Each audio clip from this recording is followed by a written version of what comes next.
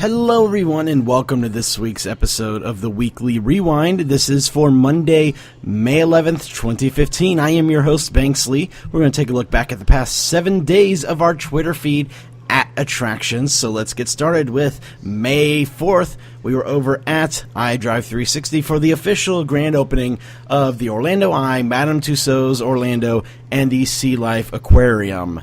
Very excited. The mayor of Orange County proclaimed that day as iDrive Day, and they renamed International Drive to, as you see in the sign, iDrive.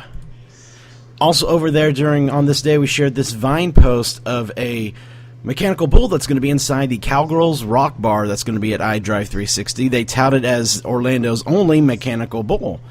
So that looks to be definitely a fun little attraction. Moving on to May 5th, Universal gave a little teaser on something huge being on the horizon.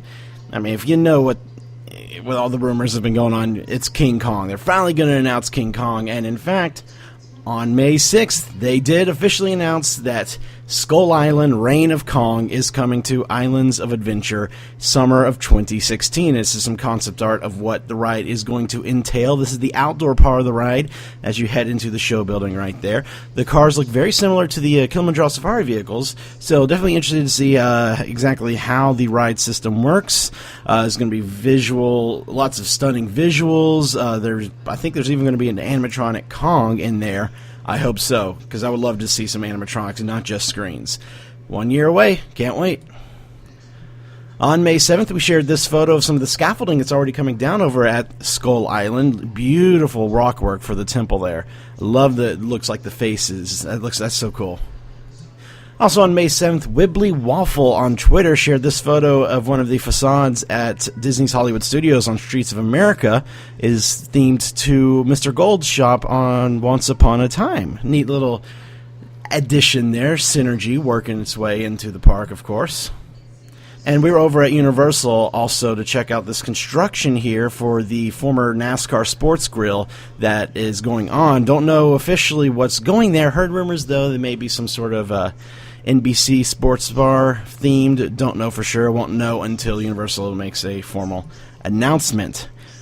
While we were at Universal on May 7th, we found one of these claw games, and there's some Mario in there, and that's very relevant because also on May 7th, Universal announced a partnership with Nintendo to bring Nintendo-themed attractions and areas into the Universal Park. So definitely cool to see Mario there. Now it makes a lot of sense.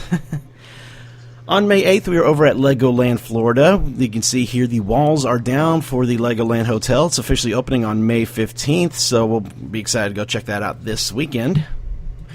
Parks and Cons on Twitter shared this photo of the monorail at Disneyland has been wrapped up. Next stop, Tomorrowland. The movie's getting ready to come out in theaters this month, so they're promoting it out there in full force.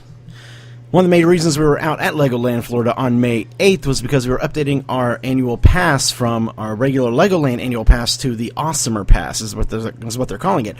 What this entails is you get a 1 year free admission into Legoland, but then you can also add the Orlando Eye, Madame Tussauds, and Sea Life over at iDrive 360 onto that annual pass, I should say. A new annual pass of the Awesomer Pass is about $150. If you're a current pass holder, there are some good deals. I say definitely take advantage of that. I think it's an amazing deal for attractions, one card. So I was over at Legoland on the 8th. May 9th, Matt and his family were at Legoland to update their passes, and they shared this photo of a Lego figure on a bench inside the park.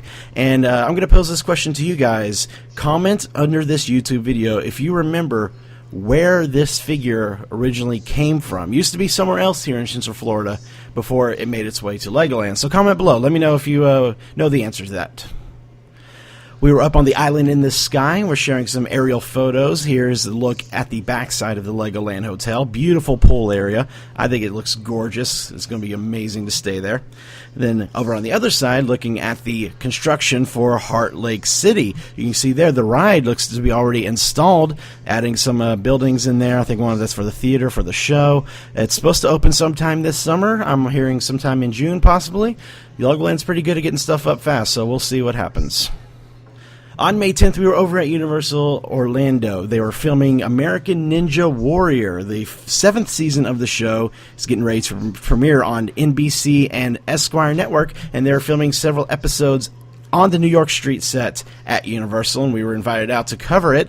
In fact, this obstacle right here, they let me try out. I'll show you some photos there in a second. Here's a Vine post looking at the entire course and just how massive the course is in the New York set there. I was blown away by just how much there is, and I think it's going to look really great when it airs. Don't know when it's going to air, but it will sometime. I think this summer. And then here's the famed warped wall that is part of the course, and right up there is where the hosts stand as well. And finally, we'll end it right here. Here's some photos of me trying out that first obstacle, and one of the co-hosts of the show, Akbar, was there to motivate me and tell me what I need to do to get through there. Did I get through? I'm gonna have to watch a future episode of the show to find out that. All right, that's going to do it for the Weekly Rewind this week. Thanks so much for joining me. If you tune into the show this Thursday, you'll be able to see a segment all about the brand new Gator Spot over at Fun Spot America, so you don't want to miss that. Until next week, have fun, guys. We'll see you later.